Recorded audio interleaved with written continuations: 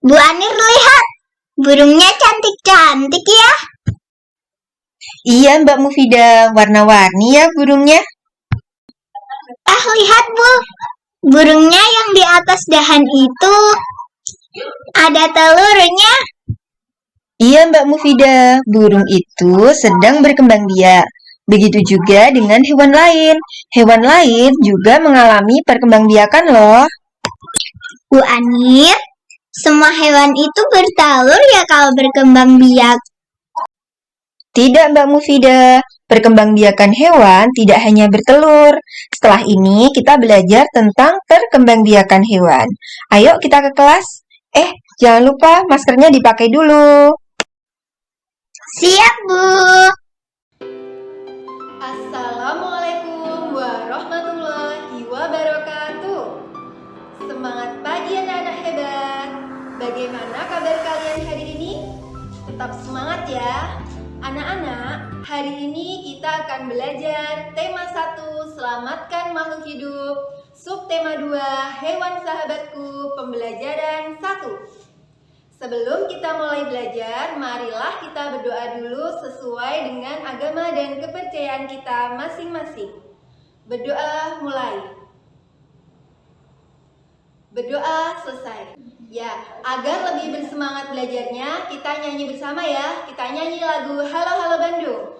1, 2, 3. Halo, halo Bandung, ibu kota periangan.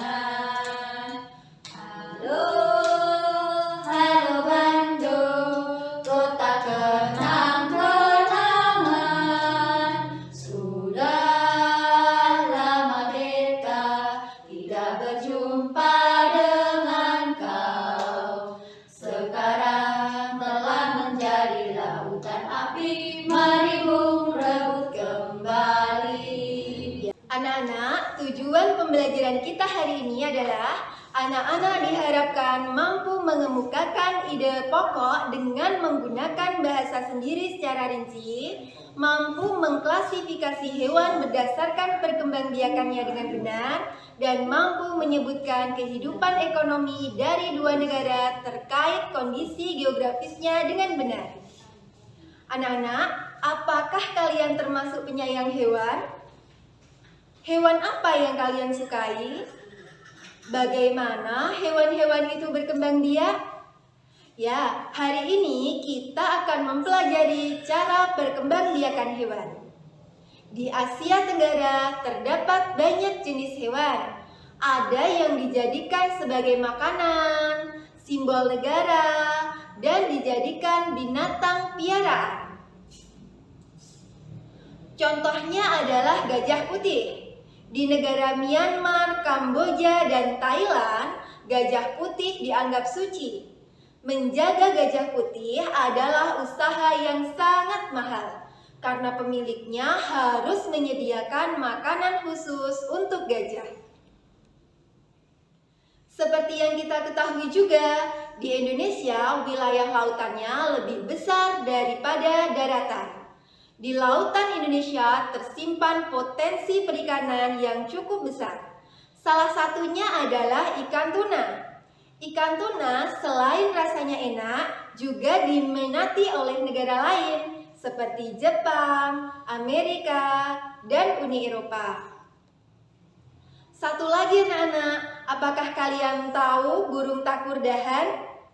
Ya, burung takurdahan ini adalah salah satu jenis hewan yang dilindungi di negara Malaysia. Hewan-hewan tadi adalah contoh hewan yang hidup di Asia Tenggara. Coba anak-anak, bisakah kalian menyebutkan hewan lainnya?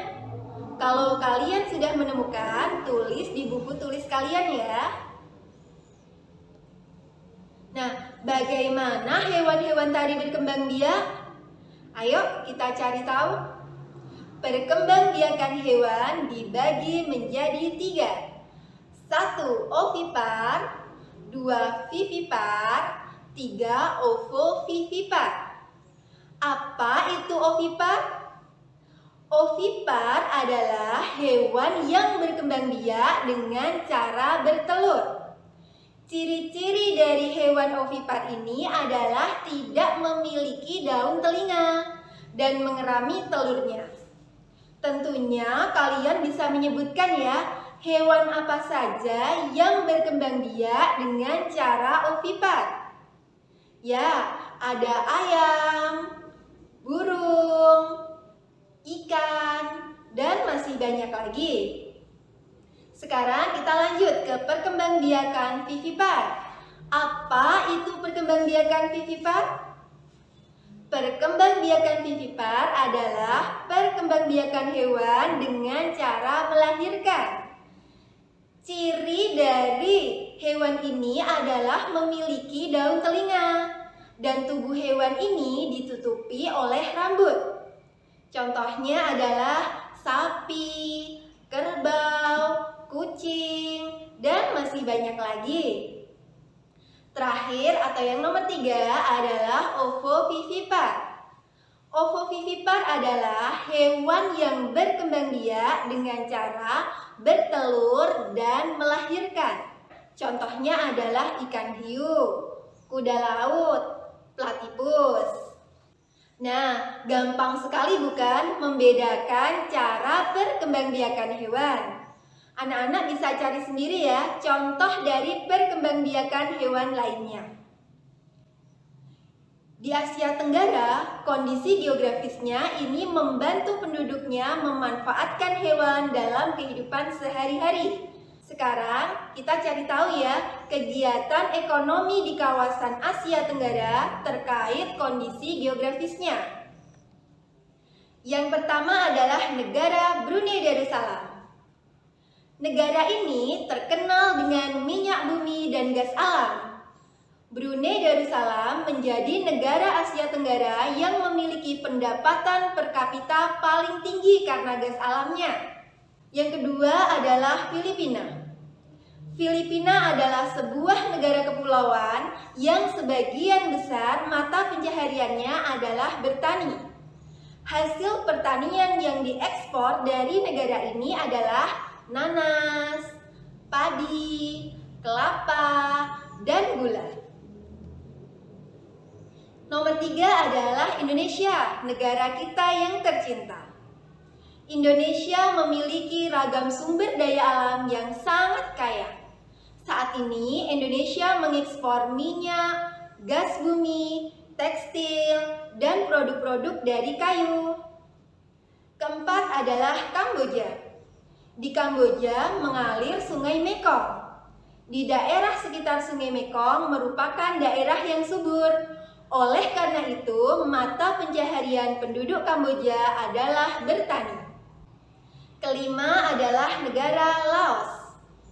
Negara Laos juga dilewati oleh Sungai Mekong. Tidak heran, di negara ini banyak kegiatan pertanian yang dilakukan seperti di negara Kamboja.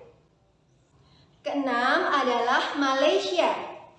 Kegiatan utama penduduk Malaysia adalah pertanian, pertambangan, dan perindustrian. Yang ketujuh adalah Myanmar. Mata pencaharian penduduk Myanmar adalah bertani, perkebunan, dan pertambangan. 8 adalah negara Singapura. Letaknya yang strategis membuat negara ini menjadi negara transit dan teramai di Asia Tenggara. 9 adalah Thailand. Padi merupakan hasil pertanian terbesar di negara Thailand. Negara ini juga dijuluki sebagai lumbung padi. Terakhir atau yang ke-10 adalah Vietnam. Negara ini mulai mengembangkan sektor perekonomiannya di bidang pariwisata dan turis. Nah, seru kan belajar tentang kondisi geografis negara-negara ASEAN? Coba sekarang kalian bandingkan negara-negara tersebut dari kehidupan ekonominya. Untuk pelajaran hari ini, Ibu cukupkan sampai di sini.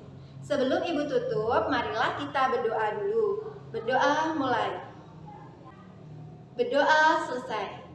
Jangan lupa jaga kesehatan, patuhi protokol kesehatan, pakai masker, sering cuci tangan, dan jaga jarak. Sekian, wassalamualaikum warahmatullahi wabarakatuh.